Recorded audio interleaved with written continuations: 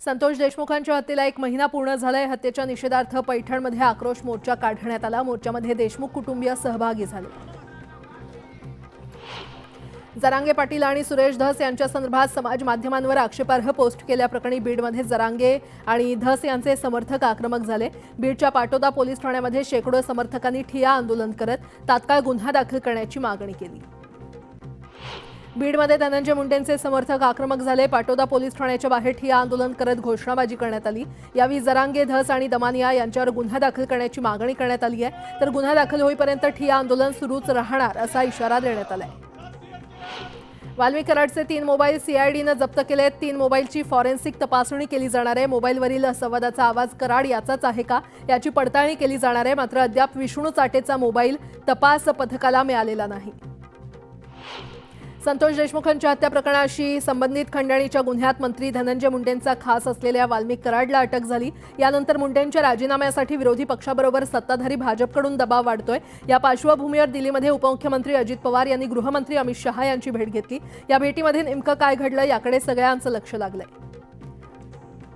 मुख्यमंत्री माझी लाडकी बहिणी योजनेच्या परळी मतदारसंघाच्या समिती अध्यक्षपदी अजूनही वाल्मिक कराड कायम आहे। विशेष म्हणजे ही निवड तत्कालीन पालकमंत्री धनंजय मुंडे यांच्या शिफारसीवरून झाली होती आणि कराडवर 14 गुन्हे दाखल असताना लाडकी बहिणी योजनेवर घेतलंच कसं असा प्रश्न उपस्थित होतोय। बीडमधील हत्या प्रकरणाचा निषेध करण्यासह लवकरात लवकर आरोपींना शिक्षा मिळून देशमुख कुटुंबाला न्याय मिळावा यासाठी सांगली जिल्ह्यातील सर्व ग्रामपंचायतींनी बंद पुकारलाय। जवळपास 750 ग्रामपंचायतींनी या बंदमध्ये सहभाग घेतलाय। सरपंच संतोष देशमुख हत्येच्या निषेधार्थ हिंगोलीमध्ये ग्रामपंचायतींमध्ये काम बंद आंदोलन पुकारले। देशमुखांच्या मारेकऱ्यांना कठोर शिक्षा व्हावी अशी मागणी यावेळी करण्यात आली आहे। बीडमधील माजी सरपंच संतोष देशमुख यांच्या हत्येप्रकरणी आज राज्यभरातील ग्रामपंचायतींनी बंदची हाक दिली आहे। देशमुख कुटुंबाला न्याय मिळण्यासाठी काम बंद आंदोलन करण्यात आलंय। मसाजोग गावचे सरपंच संतोष देशमुख यांच्या झालेल्या निर्घृण हत्येच्या निषेधार्थ राज्यभरातील ग्रामपंचायती बंद ठेवण्यात आलेल्या आहेत। अहिल्यानगर जिल्ह्यातील तब्बल 1316 ग्रामपंचायती बंदमध्ये सहभागी झाल्या आहेत। या प्रकरणी आरोपींवर कठोरात कठोर शिक्षा व्हावी यासाठी बंद पुकारण्यात आलाय। मसाजोगचे सरपंच संतोष देशमुख यांच्या हत्येप्रकरणी सोलापूर जिल्ह्यातील सरपंच आक्रमक झाले। सरपंचांनी काम बंद या आंदोलनामध्ये सहभागी होऊन देशमुखांच्या हत्येचा निषेध व्यक्त केलाय। आतापर्यंतच्या सगळ्या महत्त्वाच्या मुख्यमंत्री देवेंद्र फडणवीस साहेबांची भेट घेतली आम्ही सगळ्यांनी। माझ्यासोबत आमदार सचिन भाऊ अय्यरजी होते, आमदार सुनील शिंदेजी होते आणि साधारणपणे आमच्यासोबत आलेले जे डेलिगेशन्स होते 2 महत्त्वाचे डेलिगेशन्स होते। एक पोलीस पत्नी जे वर्लीत राहतात आणि दुसरं आणि जे निवृत्त पोलीस आहेत ते देखील होते। आणि दुसरं म्हणजे साधारणपणे ज्या गृहनिर्माण संस्था आहेत ज्यांना एक पॉलिसी महत्त्वाची 2 विषयांवर प्रामुख्याने चर्चा झाली। पहिलं म्हणजे सर्वच पोलीस कॅम्पांमध्ये जे रिटायर्ड पोलीस ऑफिशियल्स असतील जे अजूनही राहत आहेत त्यांना दंडनीय शुल्क जो लावलेला आहे तो आमच्याकडे जो 20 रुपये पर स्क्वेअर फूट होता तो साधारणपणे 150 रुपये पर स्क्वेअर फूट झालेला आहे।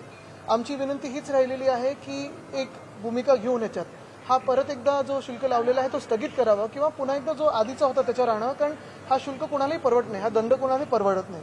अनेक पोलीस परिवार असे आहेत जे तिथे 2 पिढ्या 3 पिढ्या महाराष्ट्राची मुंबईची सेवा केलेली आहे। साधारणपणे मुंबई पोलिसात ते कार्यरत राहिलेले आहेत आणि त्यांच्यासाठी हा दंडनीय शुल्क जो आहे तो जास्ती आहे, तो कुठे ना कुठेतरी कमी व्हावा। दुसरी मागणी हीच होती जी आधी देखील मागच्या सरकारमध्ये जे घटनाबाह्य सरकार होतं त्याच्यात आश्वासन दिलं गेलं होतं की लगेच स्थगित होईल 8 दिवसात, ते काही झालं नाही। दुसरी मागणी जी होती ती हीच होती की रिटायर्ड पोलीस जे आहेत, जे निवृत्त पोलीस परिवार आहेत त्यांना मुंबईमध्येच घरं द्यावी। ही देखील मागच्या घटनाबाह्य सरकारमध्ये सगळ्यांना वचन दिलं होतं की 8 दिवसात आम्ही तुम्हाला घरं शोधून देऊ, ही नवी मुंबईत दिली होती। पण आमची मागणी हीच राहील की मुंबईत ज्यांनी मुंबई पोलिसांमध्ये सेवा केलेली आहे त्यांना मुंबईमध्येच घरं कशी मिळू शकतील ह्याच्यावर अभ्यास होऊन त्याच्यावर अंमलबजावणी व्हावी। आणि तिसरी गोष्ट म्हणजे आम्ही ही विनंती केली की अनेक आता जसं आपण पाहतोय कुर्ल्यामध्ये असेल, नायगावमध्ये आहे, वरळीत आहे, माहीममध्ये आहे, मरोळमध्ये आहे, पोलीस इमारती ज्या आहेत काही दुरुस्तीला आलेल्या आहेत, काही आपण पाहतो नवीन बांधण्याचे आता प्रस्ताव आमच्या सरकारमध्ये होते। 600 कोटी आमच्या काळातल्या अर्थसंकल्पात आम्ही तरतूद केली होती, ते पुन्हा एकदा रिवाईव्ह करून प्रस्ताव तिथे नवीन पोलीस इमारती हो जेणेकरून इन सर्व्हिस जे आपले पोलीस अधिकारी आहेत त्यांना सर्व्हिस क्वार्टर्स ह्या मुंबईभरात नवीन मिळू शकतील। ही झाली आमची पोलीस खात्याबद्दलची मागणी, गृह खात्याबद्दलची मागणी। दुसरी मागणी ही होती आणि विनंती ही होती की आमच्याच सरकारच्या काळी आपल्याला आठवत असेल एका हायकोर्ट आणि सुप्रीम कोर्टच्या ऑर्डरच्या अनुषंगाने आम्ही सर्वांसाठी पाणी ही योजना आणली होती। सर्वांसाठी पाणी म्हणजे कुठचीही गृहनिर्माण संस्था असतील, झोपडपट्टी असतील, या सगळ्या ज्या काही आपले हाऊसिंग सोसायटीज असतील, त्यांचं लिगल स्टेटस न पाहता त्यांना पाणी देणं हा त्यांचा अधिकार आहे, हक्क आहे पाणी मिळणं, आणि सरकारचं कर्तव्य आहे. ही पॉलिसी आम्ही आणली होती, पण मागच्या घटनाबाह्य सरकारने ती स्थगित केली होती. सरकार बदललेलं आहे, कुठे ना कुठेतरी आम्हाला आश्वासन हे पण मिळालं की जेव्हा सरकार बदललेलं आहे, नवीन सरकारमध्ये विरोधी पक्ष आणि सत्ताधारी पक्ष जनहिताची जी कामं असतील ती एकत्र येऊन करू शकेल. आणि म्हणून एका चांगल्या मनाने, मोकळ्या मनाने आम्ही इथे आलो, मुख्यमंत्री महोदयांची भेट घेतली आणि सर्वांसाठी पाणी ही योजना मुंबईमध्ये लगेच लागू करावी आणि ती जी स्थगिती दिली ती उठवावी, ही आमची सर्वांची मागणी होती. त्याचसोबत जी मागणी आम्ही हाऊसमध्ये केली होती, जे collector land to freehold land ह्याच्यासाठी कन्व्हर्जनचा जो प्रीमियम आहे तो कमी करण्यासाठी, ते देखील आम्ही एक चौकशी केली की नक्की ते कधी होणार आहे. आम्हाला सांगितलं गेलं लवकरात लवकर तो GR आता निघेल. टोरेसचं जे घोटाळा झाला त्याच्याबद्दल देखील चर्चा झाली की याच्यावर लवकरात लवकर पुढची कारवाई काय असेल हे आम्ही विनंती केली. आणि शेवटचं पण सगळ्यात महत्त्वाचं ह्या मुंबईसाठी म्हणजे जो आपल्या मुंबईतला गिरणी कामगार आहे त्यांच्या घरांसाठी आधी पण आश्वासनं मिळाली होती की बैठक मिळणार. ती आज आम्ही सगळे जे आमच्या सोबत होते त्यांनी विनंती केलेली की लवकरात लवकर बैठक मिळावी, जी आज मुख्यमंत्री महोदयांनी सांगितलंय की त्यांच्या डायव्होर्सच्या दौऱ्यानंतर ती बैठक आम्हाला मिळणार आहे. नाही, आता तरी काही नाही. आधीच्या सरकारमध्ये उधळपट्टी जी झाली होती ती होऊ नये एवढीच आमची भूमिका आहे. शरद पवार यांच्याकडून संघाने जो विधानसभा निवडणूक प्रचार केला आहे त्याचं कुठेतरी कौतुक करण्यात आलं, संघाने सांगितलं आहे त्यामुळे तो विजय मिळाला, आम्ही थोडे कमी पडलो. मला वाटतं आत्ताचं महत्त्वाचं म्हणजे आजचे आमचे 2 विषय जे आहेत, गृह खात्यात पोलीस पत्नी ज्या अनेक वर्ष मागणी करत आहेत की दंडशुल्क कमी करावं, त्याच्यावर मुख्यमंत्री महोदयांकडून आम्हाला तेवढी एक भूमिका अपेक्षित आहे. तसंच जे रिटायर्ड पोलीस आहेत त्यांना मुंबईत घरं मिळतील ही देखील आम्हाला अपेक्षा आहे.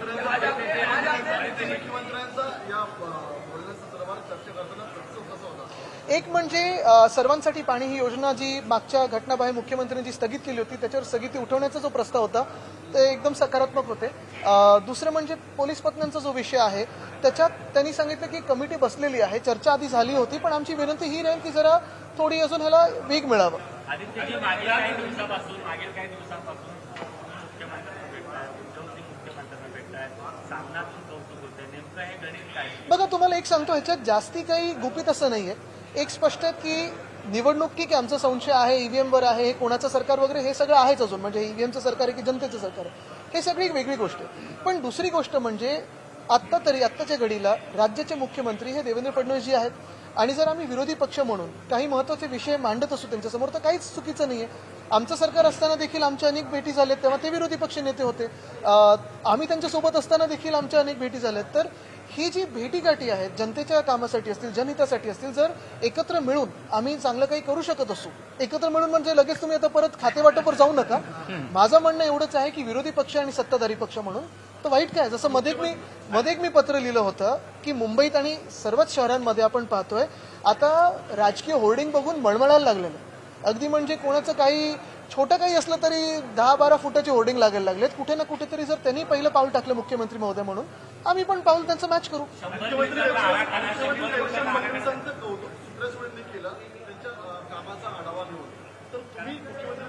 माझी अशी इच्छा आहे की हे जर 2 कामं आम्ही घेऊन आलो होतो ती झाली तर आम्ही पण नक्कीच कौतुक करू.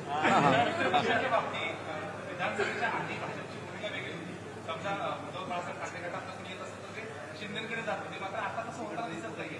डायरेक्ट भाजपचा ऍक्सेस जो आहे तो वाढलेला दिसतोय.